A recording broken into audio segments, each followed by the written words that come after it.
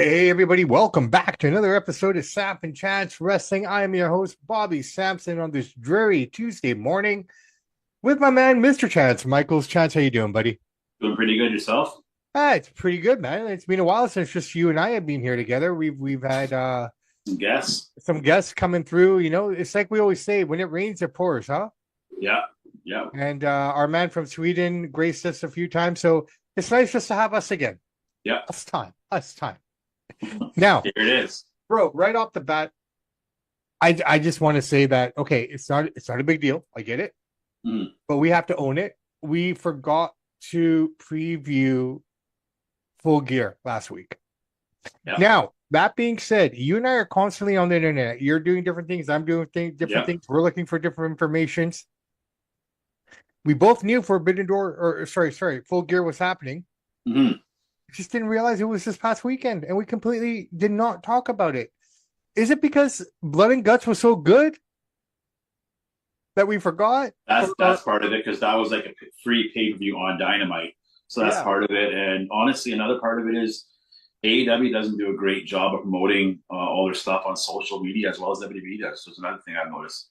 and after you Make mentioned that, excuses, but that's part of it. yeah, and after you mentioned it, I did go back to kind of take a look at it a little bit because I mean, if I'm not paying attention to it, I'm not looking for it, right? Mm.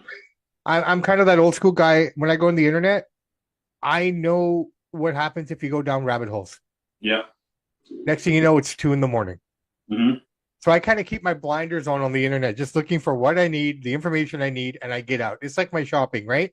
Yeah. Christmas shopping to me is 20 minutes tops. That's Get no in, get out. exaggeration. In and out. I already know what I want, Yeah. right? So, guys, gals, we apologize. We own it, regardless of whatever we've said. There are no excuses. We will be better. But this is just to show everybody out there everything that I say, everything that Chance is saying all the time about being strong, about owning yourself. Hmm. This is an example of it at the smallest level, but we're willing to do it and expose ourselves a little bit if we may. Yeah. No, I'm fully with you on that. All right, brother. Well, I tell you what, that all being said, why don't we do AEW some justice here this morning Yep. and talk about aforementioned show that we forgot to talk about completely. But before any of that, ladies and gentlemen, we are on the WSN Network, Wrestling Society Network. It's an amazing place, a plethora upon plethora of podcasts that you can get there. Everything from whatever you want, whatever delivery, whatever tone, whatever subject matter, you can find the guys that will resonate with you there. Now, that being said, if you find us, you probably won't go anywhere else. I'm just gonna say it. But that being said, WSN, check it out. It's on Apple, it's on Roku. They have a website. They're on Patreon, Twitch in some cases for some of these shows, and some great stuff coming There's up here. one thing for there's one thing WSN needs to do. They need to get on X, not on X. I'm They don't sorry. use it. WSN does not use X. We'll mention it up. We'll They talk have about an it. account, but they haven't used it in like a year or two, which I thought was Interesting. Okay, I'll bring it up to the yeah. great professor and the gang there and see what they have to say about that. I never thought Mm-hmm. about it, but you are our resident X man, Yep. It's probably which the only makes social media I use. yeah, I mean, I have yeah. Facebook and Instagram, but X is where it's at for me. No, for sure, for sure. All right. Tell you what, that all being said and done, let's get into the show here, Mr. Michaels. Yeah. Okay, so for a show that we didn't talk about, there are no predictions to kind of go over here. So we'll just kind of review it and give our takes on it. Yeah. I don't think we need to go through the tailgate party. I don't think we need to go through most of the card. It's pretty self-explanatory. But let's talk about this. I think the first match I want to talk about is the Monet versus Statlander match. Are you Before okay? you say that, I just want to say one good thing that I would have done the same way. Tony Khan kicked off Full Gear with Darby Allin and Pac. And that's a good way to do it because why I say that is setting the tone. We know Yeah. how hard, fast, and strong Pac goes. We know Darby Allin do crazy stuff. So I felt that kind of set the tone for what the rest of the guys or girls should try to do. So that was a good booking on Tony's part. He set the bar high by throwing those two guys out there. And you could feel the energy of that match. And he was trying to translate to the rest of the matches. So I got to give Tony credit on that. It was a good Hey, kickoff match. 100%. Now I looked at Pac and I looked at him, and the first thought that I had was, how much bigger can this guy get? Well, the thing with Pac is he's too big for his frame. And he's in great shape, man. I got to give the guy credit. He takes his body seriously, which I like, but that's a little too much for how small he is. But that's what I'm saying. That's what I'm saying. Like, how much more skin does he have to Oh, one more stretch? thing. I don't know if you saw it on the Ariel Helwani show. He asked Tony, "Why are the pay per views so long?" And Tony finally answered our question. It's not because he wants that. It's because he, in the contract, he promised the networks, "We will give you a 4 hour show." For whatever reason, networks wanted that, and so that's why it's so long. Yeah, So yeah, exactly. I heard that as well. It was a good interview, by the way. As we I try digress a little bit here. I thought, it was interesting that Tony A would come back on the Helwani show. Last little while, Helwani's kind of been pissing me off, to be fair. why? Uh, it's more related to the boxing side. People forget about Helwani. He tried to make it in, was it TNA, WWE kind of realm, and he didn't really get accepted in the wrestling world. So then he switched over to the MMA world where he started getting noticed and making it. And then he circled back to his first love, wrestling. And I pointed that out to him about 7, 8 years ago on X at the time, Twitter, and he blocked me for saying that. And the reason why Ariel Helwani blocked me for saying that, because it was true. And it's not a bad thing. It's just he went, wrestling didn't accept him, MMA accepted him, and he came back full circle to wrestling. He does it all. So, but he blocked me for saying that. The funny thing is, the wrestling never still accepted him because he had to go through different networks that were showing the wrestling, and he was a correspondent for like TNT in the UK. Right? No one in North America has ever brought him on for wrestling. The only wrestling he had was due to the British affiliation. Well, he was around TNA and stuff. He was hanging around there a bit. No. I appreciate what you're saying, but for the most part, like in terms of the big leagues, right? If we're gonna talk about it like that, right? I mean, yeah. But when we get to boxing, I'll share my opinion there, right? But yeah, no, it was a good interview. I had no problem with it per se. I thought it was much better than the first one. I think Helwani was just really, really poking at him. And unfortunately, I think that gave a lot of people a negative impression of Tony Khan. Is that fair to say? Based off of that first interview? You know what? Even though Ariel Helwani blocked him like 7, 8 years ago, and I don't care. He's a sensitive guy. He's a little. Well, they're both sensitive. So when you get two sensitive guys together, right? The one thing I do like about Ariel Helwani is he'll ask tough questions. And he doesn't always throw softball interviews. So like whoever you have on, he'll ask the good questions that the regular guy is thinking, and he'll ask it, which I gotta appreciate him for that. No, and I appreciate all the work he does. I appreciate everything he does. He's one of the best that's out there. 100%. But what I don't like about him, and I've noticed this in the last little while, is he's trying to goat guys and girls into conversations that aren't necessary. Okay, yeah, he makes comments and stuff that starts problems. Now I can understand why Dana White, to a certain extent, keeps his distance from him. Mm-hmm. That's all I'm saying. It's a double-edged sword. Like I understand because we do it obviously in wasteland. We do what Ariel does, so I understand what he's doing. Like I don't think he's trying to pride and poke. He just wants to ask a good question that a guy at a bar having a beer wants to hear. I appreciate that, but I think he is trying to pride and poke. That's the thing. That's the difference, right? He knows. Well, yeah, because he's asking the question we want to know. Yeah, so sometimes those questions are uncomfortable, and people that don't like tough questions and get out of the media world. I don't have a problem with tough questions. I think it's just some of the style of questions that he's asking. That's it. But we'll get into it in the boxing show. Yeah. And one more thing, I definitely say that he's definitely a top 10 interview in the world. Actually, who I think is the best interview in the world of all time is Bobby Sampson. No, close. Mr. Howard Stern, and I'll tell you why. Because he can ask the hardest questions, but he does it in a fun, kind of joking way. But he'll ask that tough question. So he'll ask like Paul McCartney. How many times did you watch porno as a kid? Like, who else can ask Paul McCartney stuff like that? No, I appreciate that. Howard Stern is the most successful radio host ever, and so like he's just known as he's actually quite a smart guy. His interviews are actually quite good. No, dude. And the one good thing about Howard Stern is. And Larry King was good at interviews too. Well, Larry King was solid too, and Howard Stern's great too. But the beauty for Howard Stern is he was grandfathered into today's society. He can still get away to ask those kind of questions about porn and how many, dudes or girls slept with and stuff like that. Get away with it because he's grandfathered in. No one can ask those questions today. No, not on serious. Right? No.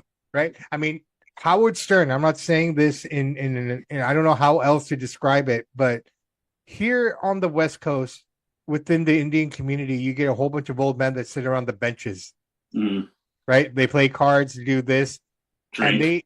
they drink and they say the most unwoke, unpolitically correct things that you can imagine. Oh, I can only imagine.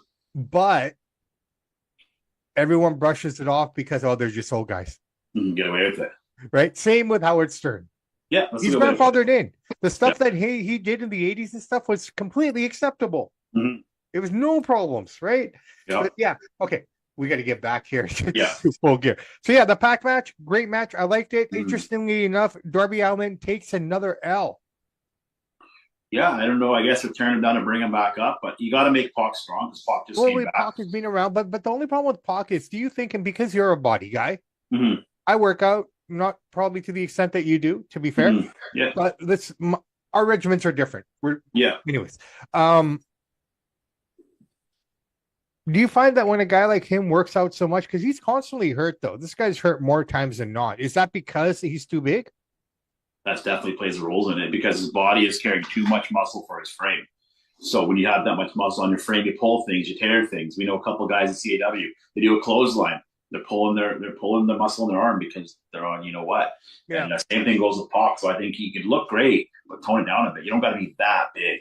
It's a monster for his size. I love the way the guy works. I love his intensity. He's one of my favorites in AEW because he just can't talk. He's got no character.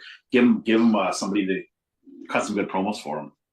Yeah, let's see if he can withstand it. I think he needs to lose a little bit of that frame, man, if he's going to be successful. Because how can you push a guy if he's constantly hurt?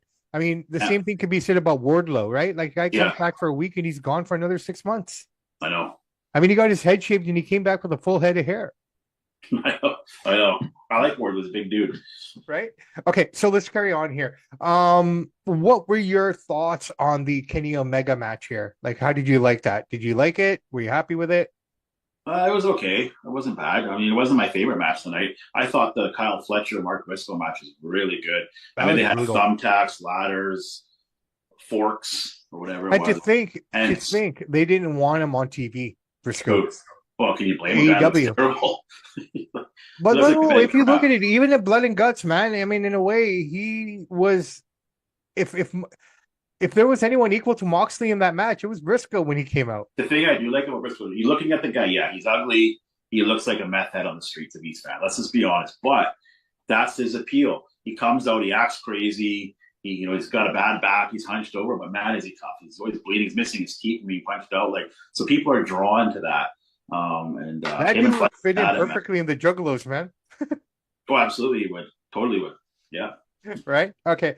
Let's move on here. This is a match I found really interesting here, okay? And I think there's a hidden story here that people haven't talked about yet, but maybe they'll pick up on it and we'll create a storyline out of it. Monet versus Statlander. Solid match, dude. That was really good. Really good match. You can make an argument that Monet's the best female wrestler in the world right now. Titles aside, I'm just talking match quality. She's one of them, if not the. No, hey, on the mic, she's still, I don't know, a novice in terms of talking on the mic.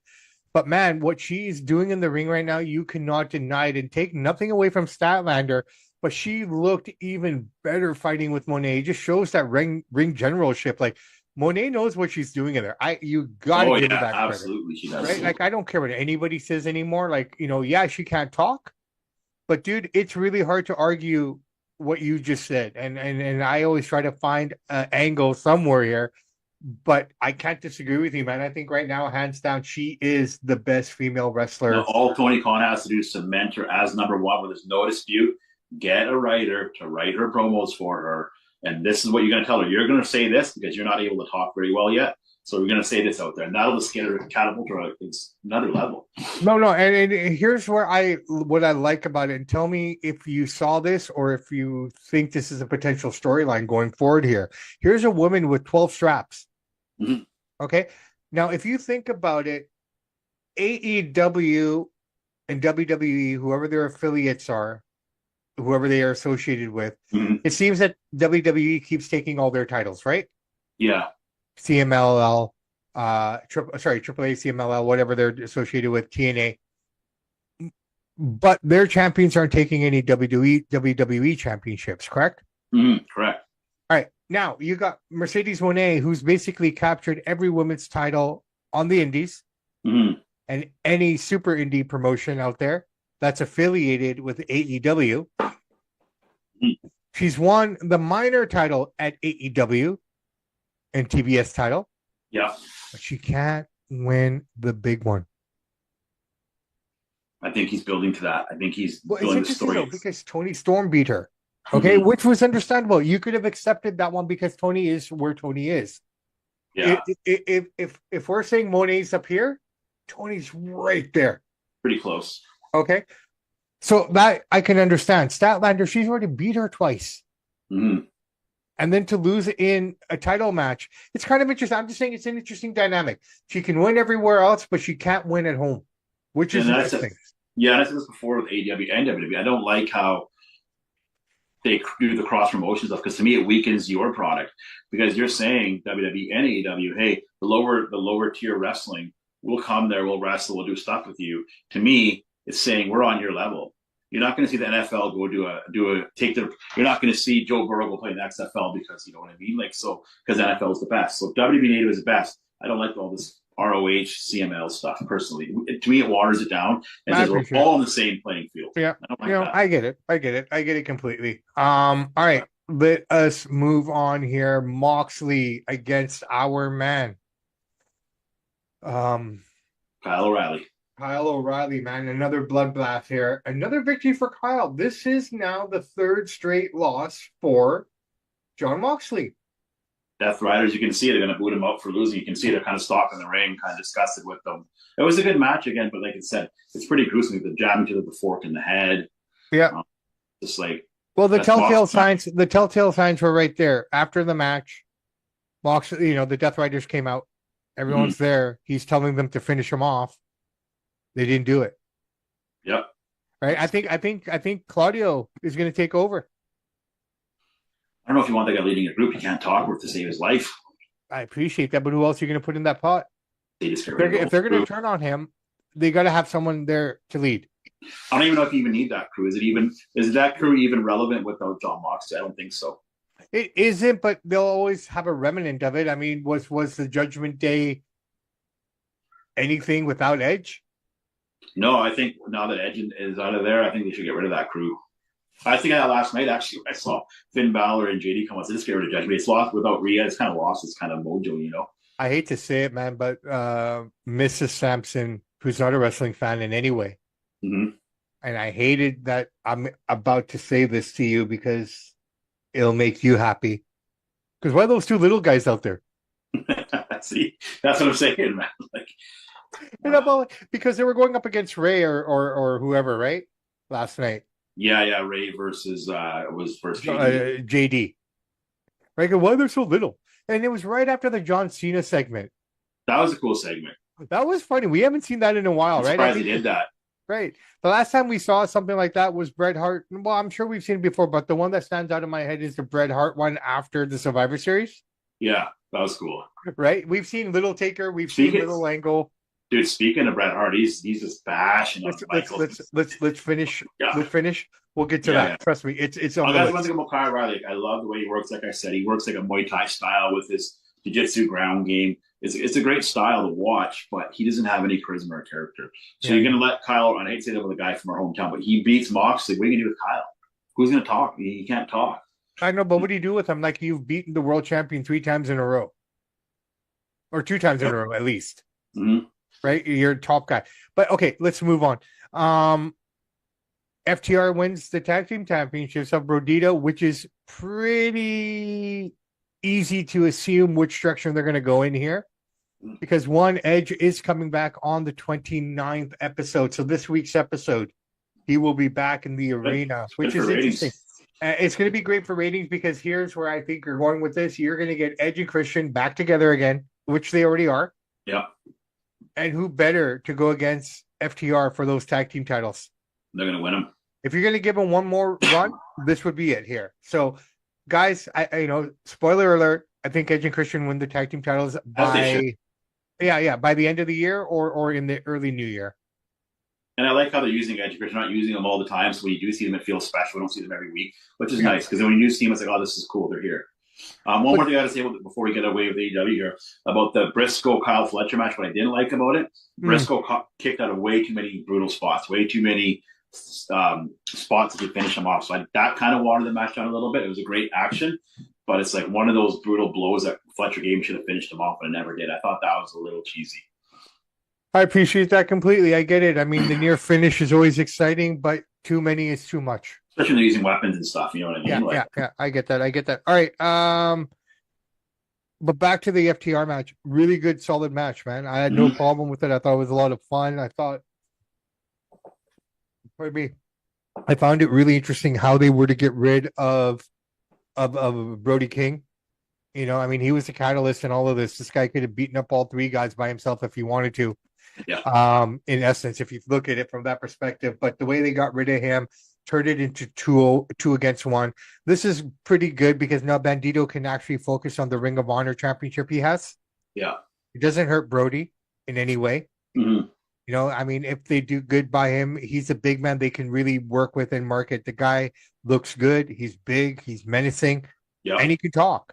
He can yeah. handle his own on the mic. So you I got like something Brody there, King. Yeah. right? All right, main event time. We had Samoa Joe versus Adam Page, steel cage match. Good match. I like watching Joe work, but he's not a champion, and he's too old. And I don't know why you're giving him Samoa Joe the belt. He's loved among the hardcore fans. Don't get me wrong, he's tough. I like watching his work. He's got some good matches, but he's not a champion, and I think that's a big drop of the ball by Tony Khan.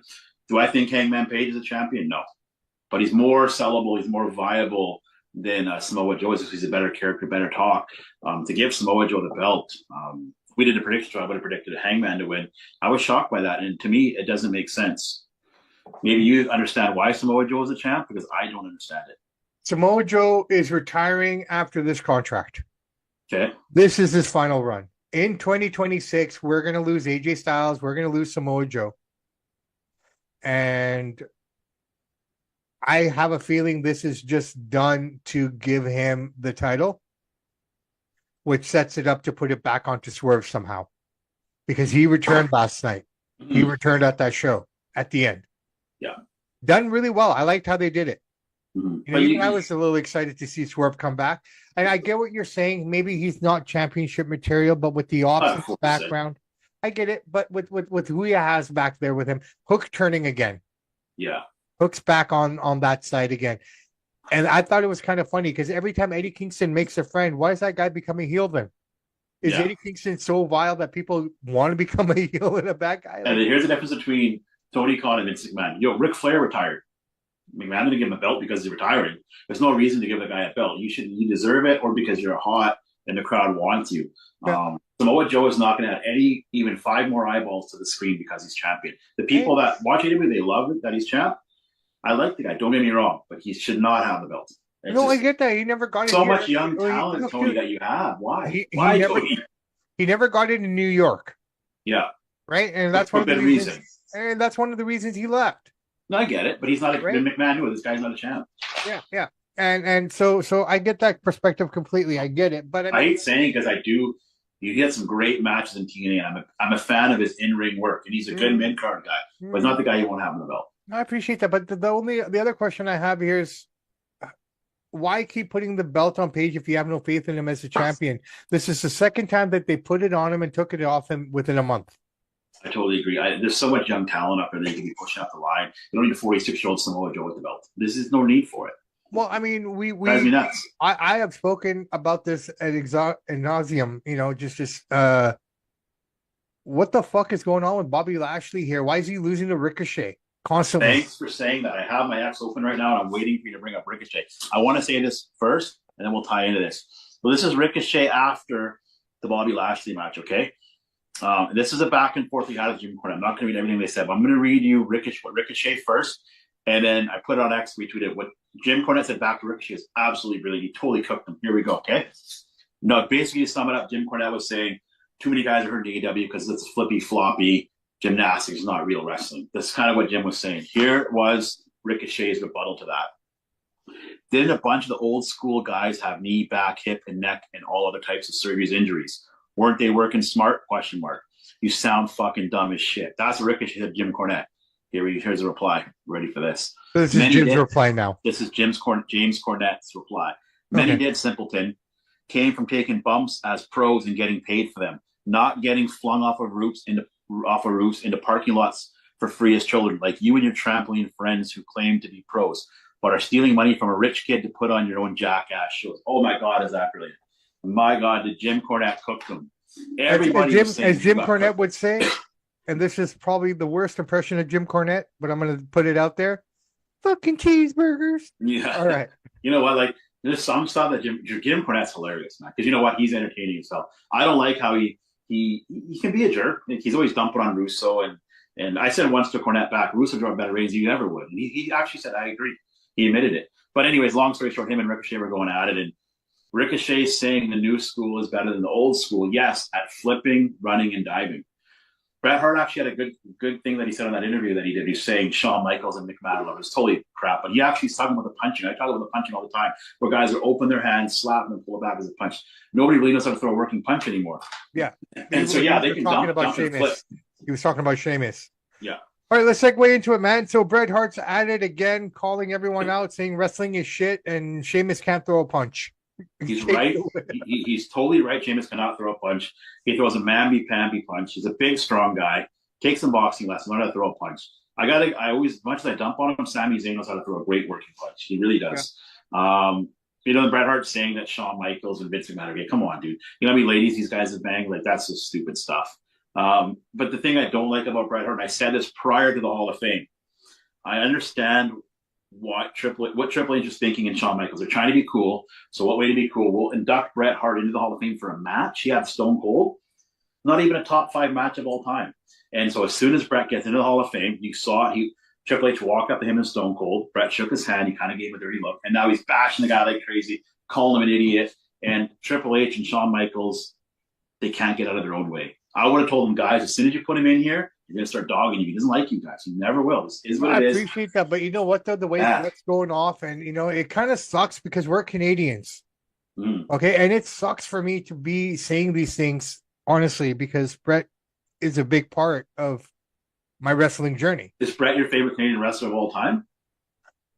By default, because of the fact that he was the one that I saw first. So is Bret your favorite? I would have to say so, yeah. Like a nostalgic favorite. You know what I mean? Yeah. I mean, if I'm looking at other talents and stuff, I might put Kenny Omega above him. I put Jericho above him. You know what I mean? Mm-hmm. But because I was a little kid. Yeah. I was legit little kid at that time, and that's who I saw first. It wasn't Hogan. Funny, you know what's funny? I always like Jim Navel and I heart better than Bret in the tag. Maybe it's because he grabs his beard and how strong he was. Yeah. I get that. I know Bret's better, but I'm saying I like Jim. You know what? Now that I've always been attracted, and this is not you know what I mean. But you've always been a body guy. Mm-hmm. You're a body guy first. I get that all the time. Yeah. Right? I'll say one thing here, dude. Looking at it overall, I was thinking about this the other day because we got some interviews coming up with people associated with Chris Jericho, and I've been thinking about it.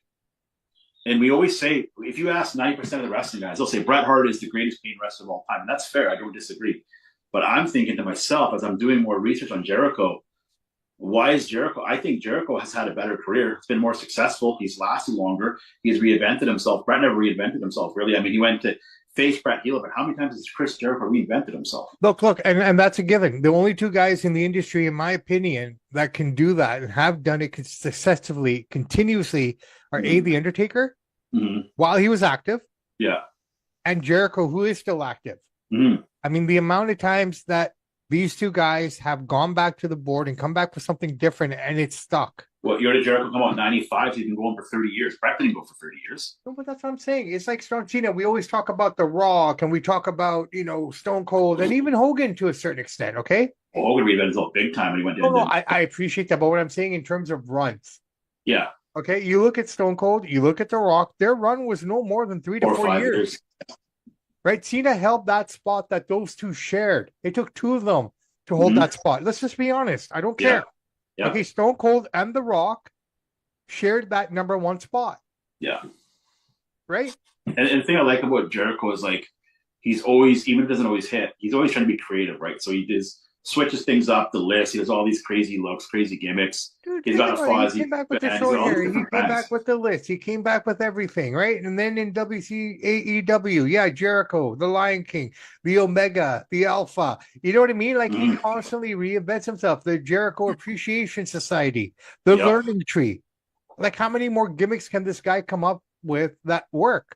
And if you actually listen to a Jericho interview, he's actually very, very sharp, very, very smart. He Comes gets it, man. across way, He gets way it. better than Brett. Yeah. I get it. He's annoying, and I think a lot of people look at him and go, "Okay," and you said it too, like, "Okay, pack it up, pack it up." Yeah, he needs to pack it up. So he's very. I love Chris Jericho. He's one of my favorites. Well, From look, Canada. I But think he's coming he's home. definitely got to bring it home. So he's too slow now. I hate to say it, but I think he's coming home. Mm-hmm. His contract expires. I see him being a surprise entrant in the Royal Rumble. I Mm-hmm. wouldn't be surprised if he gets inducted into the Hall of Fame this year too. I think so. He definitely deserves it. Right? No, obviously he's going to get in, but I almost have a feeling that this will be the swan song. Yeah. You know, he's signing a contract to come back for a couple more spots and maybe a Hall of Fame induction, and then he'll take off again. Mm-hmm. Right? You know, so that's what I expect. And very successful outside of wrestling. His music career is like, not everybody likes the band Fozzy, but man, he's doing very successful in that circuit. You don't have to like his music. You don't have to like the man, but the man is doing everything that we say. Keep working hard. Keep trying. He's not giving up. He doesn't need to do any of this anymore. Mm-hmm. He can sit back comfortably now if he really wanted to. Oh, right? Rich. So the fact his that podcast is pretty good too because it's not just a wrestling podcast. We'll have Paul Stanley on from Kiss, Gene Simmons. Yeah, no, it's multifaceted. Cool. It's beautiful. It's beautiful. Okay, look, I think we pretty much covered the show. Not in detail. There's not much else we can say. But I mean, it was a good show. Looking forward to Dynamite this week. What day is it today? It's the 25th. So this for Saturday, I think he comes back. What comes back? Edge on Collision. Yeah, they're saying Collision. Okay. Yeah, so the show that nobody watches is where he returns. That idea, maybe get a few 100,000 people to watch it, so it's not. Well, then you know what? I guess they need to advertise it better. Like, obviously, I seen it, I know it's happening, but they need to pump it up. I didn't even know he was coming on Collision, but it's guest Dynamite. That's what I mean. They don't really always promote. There you go. Properly. There you go. Thankfully, I have the calendar in front of me. I can count down the days, right? Yeah. So we're good there. All right, listen, we have Survivor Series Petco Field in San Diego this Saturday. Now, it seems like the baseball fields seem to be holding the Royal Rumbles now, eh? Mm-hmm. We fit a lot of people in there. Well, yeah, it looks good, and it's fine. And it seems to be like a West Coast event if you're going to do it in baseball stadiums. Exactly. Right? So it's kind of cool from that perspective. I mean, we got it here in Vancouver, and then I guess after that in Arizona, they've done it as well. So outside of Vancouver, the rest of them have all been stadiums. Mm-hmm. So interesting. All right. We got basically 4 matches here, man. Yeah, it's going to be, the War Games will probably be 1 hour each. Men's and well, they'll be 1 hour each. That's 2 hours right there with the fillers, this and that, the little promos and everything they're going to do. Mm-hmm. So I think we're looking at it about a 3-hour show here. Yeah, right. I asked Professor Bear this question, and I'm going to ask you before we get into it, okay? Mm-hmm. I got the cards up here. Who is the luckiest wrestler in WWE right now? Male or female? Male.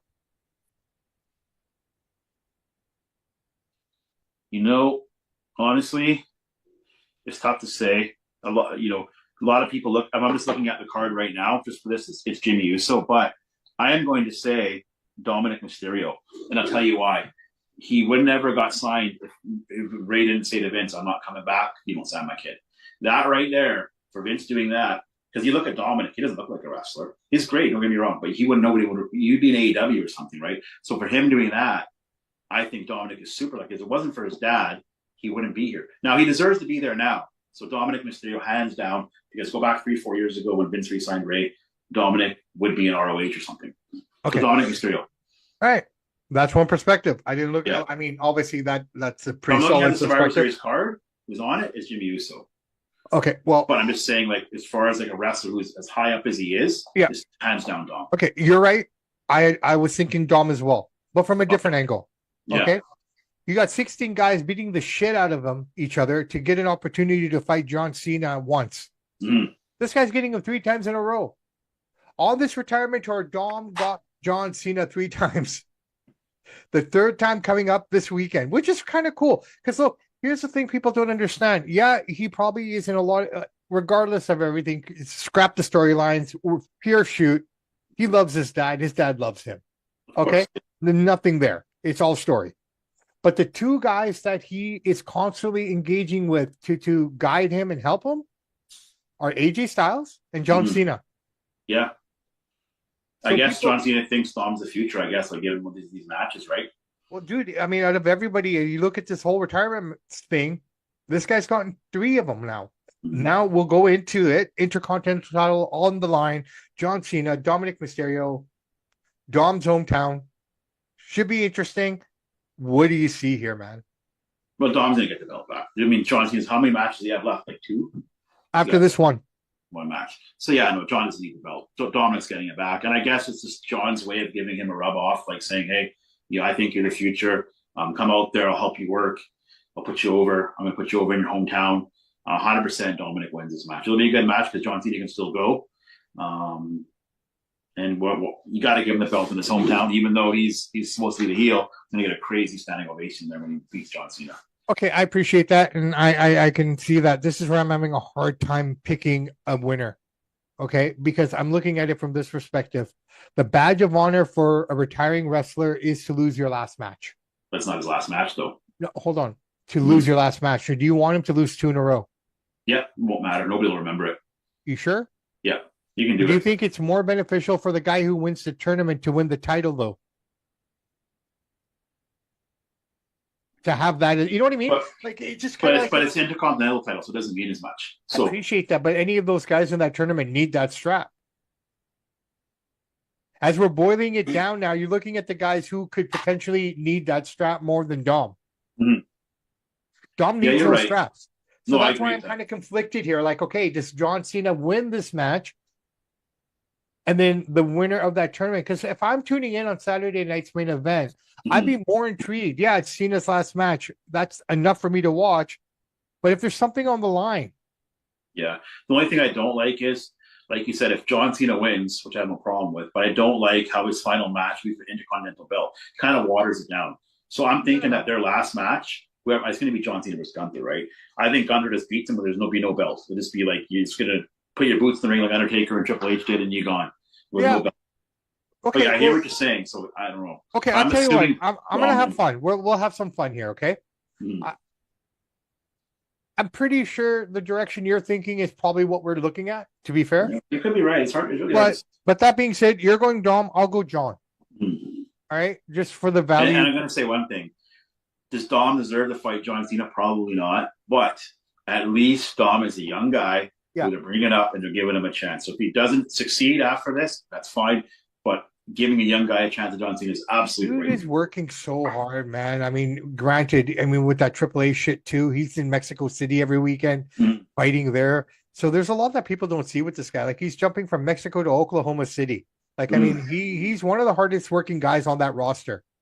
Yeah, well, he gets more opportunities. A lot of guys would work as hard, don't get the same opportunity. No, I appreciate that, but he's making the most of those opportunities, working his ass off, right? Yeah. So you got to hand it to the guy. That's all right. He needs to go to the gym though. He's too skinny. He needs to buff up. Okay, fair enough. But love his character. We'll send him to the Chance Michael gym of Biggery. Yeah, I love it. I don't know what else to call it. All right. Yeah. Stephanie Vacquier, women's championship on the line here. Women's world championship going up against one Nikki Bella. Nikki Bella turning last week or a couple weeks ago on Stephanie Vacquier. This is more suited to her, being a heel. But even as a heel, you could tell the difference from her generation to this generation's work. Nothing against Nikki Bella. She just looks too bubblegum for me. I'm sorry to say. Just the way she's talking, just her comments kind of makes me, and I don't condone this, please. Don't, cut this up and make it worse. But man, makes me want to push her in a pool or something. Because her voice is just too cringy. Your thoughts? So Nikki Bella is already 42. She looks great for her age. No, she looks amazing for 42. Yeah, and having a kid. Yeah, so I get what you're saying about her character. That's her character, the bubbly, pretty, too cool for school kind of girl. I get she's playing it well. Yeah. But the fact that 40, I'm saying it means she's doing it well, right? Yeah, so at 42, I don't see her taking the belt. She doesn't need the belt. No, she doesn't. You keep it on Stephanie Vacquier, is literally 10 years younger than her.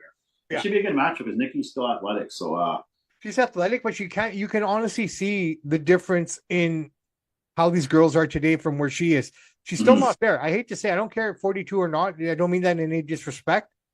But man, she can't go with these girls. Not the way No, they she move. never was the top. Like she was always had a good look in the character, and she's been known to be John Cena's woman, but she never was a top, like actually in ring wrestler. And now she's 10 years older, right? Yeah, So no, I Stephanie mean, the character keeps the belt. yeah, okay. I'm in agreement here with you too. Stephanie walks away with it. All right. So, dude, those are the only two other matches on this card. We're going straight into the War Games. So, why don't we start with the women's one? Okay. On the Sure. side, we got AJ Lee, Rhea Ripley, Io Sky, Alexa Bliss, Charlotte Flair going against Becky Lynch, Asuka, Kari, Naya, and Lash. Tough one to call, to be honest with you, man. I don't know how they're gonna. You could really go either way with it, and you couldn't be wrong. I mean, however you book it. I mean, I I am don't know. going on the face side here because of the element of Becky Lynch. Now, if you watched Raw last night, people, Becky came out, she cut a promo, everyone came out. All, the Kabuki Warriors, Legend, and Nia Jax came out. Mhm. Now, in typical beautiful Becky Lynch style, I love it. It can be very annoying Mhm. how she comes across, but she's doing a great job. Okay. She put herself over with everyone on her team. Yep, I saw that. She said that I'm the one who made this team. She had nothing to do with it. I know. So that might potentially be the catalyst, the downfall to this team is her ego. If that's what they're kind of planting in our minds, in my mind, anyways. Could be. Yeah, Right? could. You look at the other side, the only catalyst here for me would be Charlotte Flair and Rhea. They're getting along right now, but what if he turns on her in that match? So this is the kind of, Somebody's turning on somebody in this match. well, here's the other Something's thing. got to happen. Io Sky has Yeah. been in every single female War Games match that they've ever done. She's been Yeah. in every single one. Wow. Right? Yeah, I mean, if I had to make a pick, like what should I do? Yeah, Rhea, Io Sky, Alexa Bliss, Charlotte Flair, but something will happen. I think on the face and heel side, where we'll see some storylines coming out of this match. Somebody won't tag, somebody won't help them out, let them get beat up. Something will happen where we're going to start seeing some. But with all due respect, but there's no tags in this match. Well, you know what I mean? Like they won't. Yeah. But yeah. Look, I'm gonna go with the girls. I'm going with Team Rhea.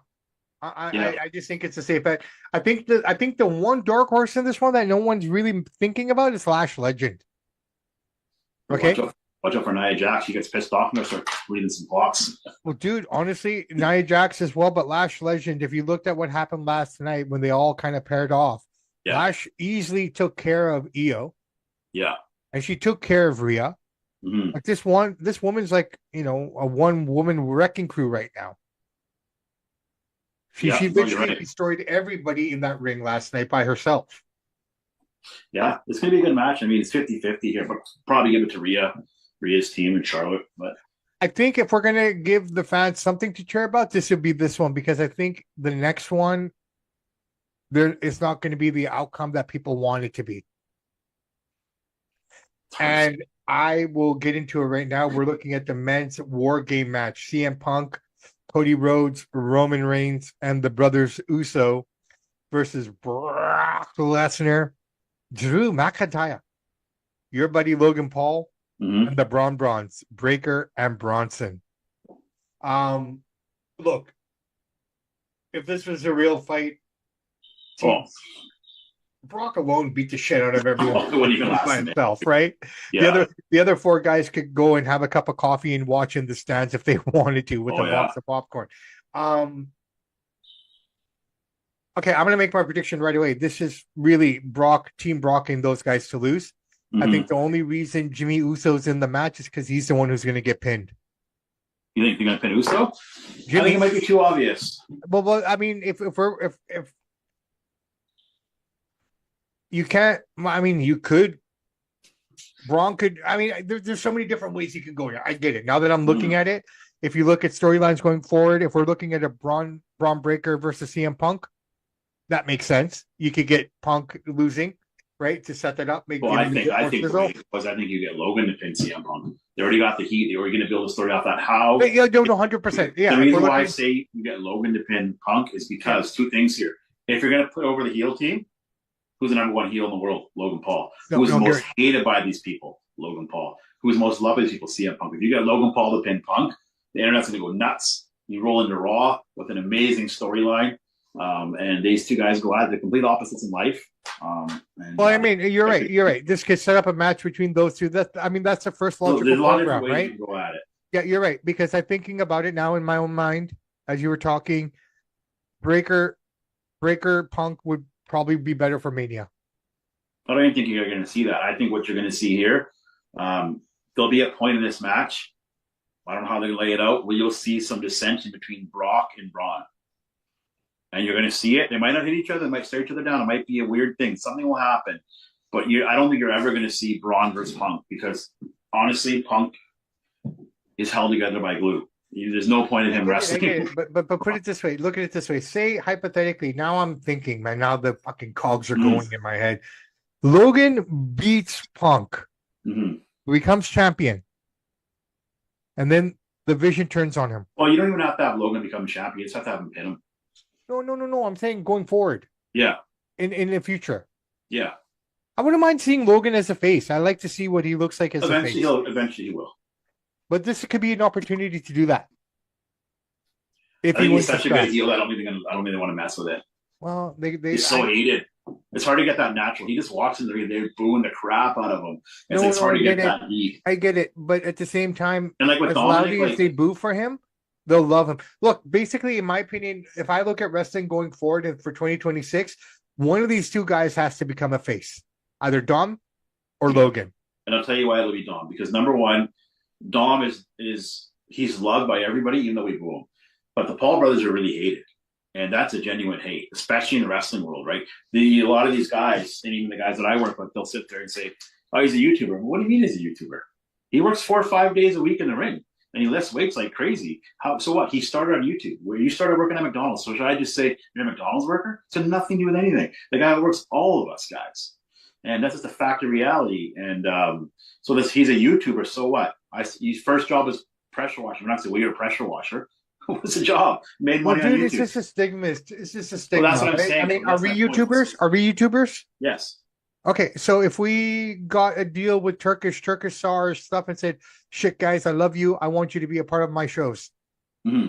And then we come out there and we're commentating or we're doing interviews or whatever the case may be.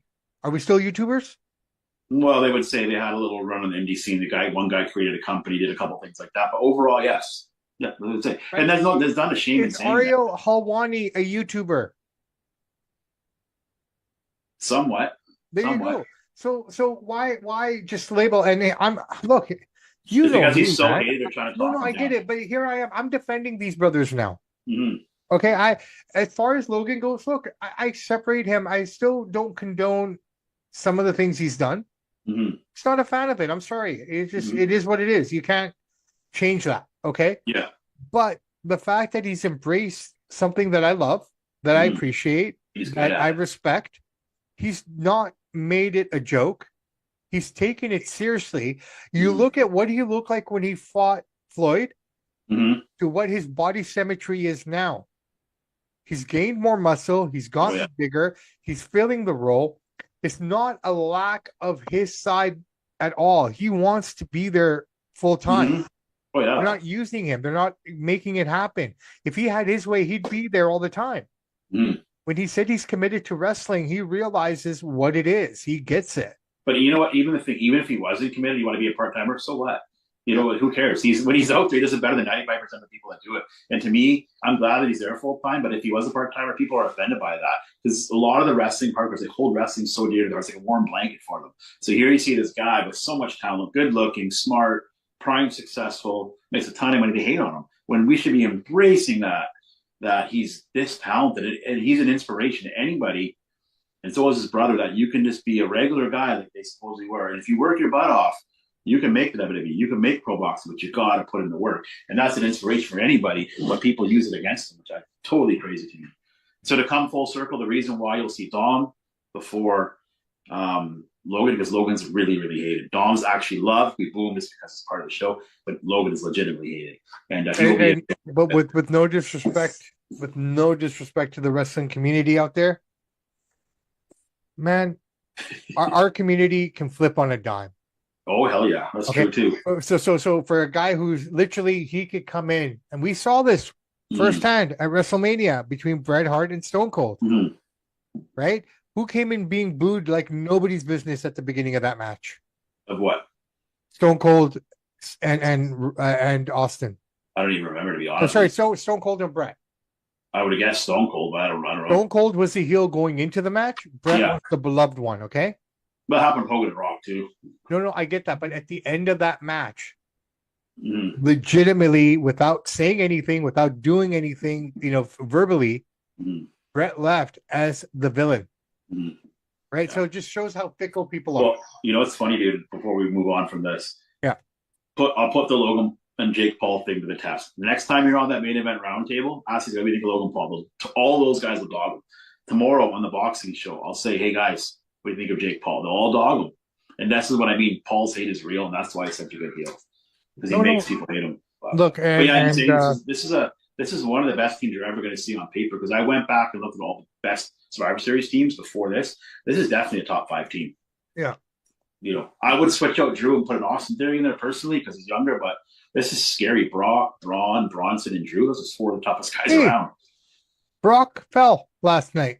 Yeah, everybody's trying to mock. This is another thing about this community, man. They're such fickle people. So yeah, he's slipped. He's wearing cowboy boots. The floor is slippery. If you ever wear boots on like those kind of floors, it's slippery. So you went to throw a kick, you slip, but people are dogging him for it. It happens. I'm not dogging him at all, because what I loved about Brock is how he's able to incorporate it into exactly what he's doing. Yeah. Is there a moment of foolishness that he's feeling? Maybe.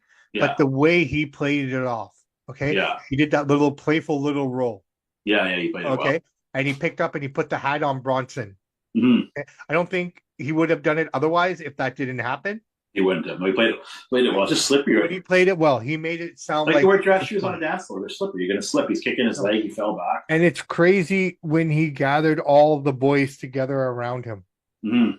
Right? They realized he's the man. Yeah. Even Drew had to look at him and go, yeah. You know what I mean? That's a ring general right there. I don't care what anybody says, right? This is definitely one of the better Survivor Series teams you're ever going to see right here. The talent on the heel side is through the roof.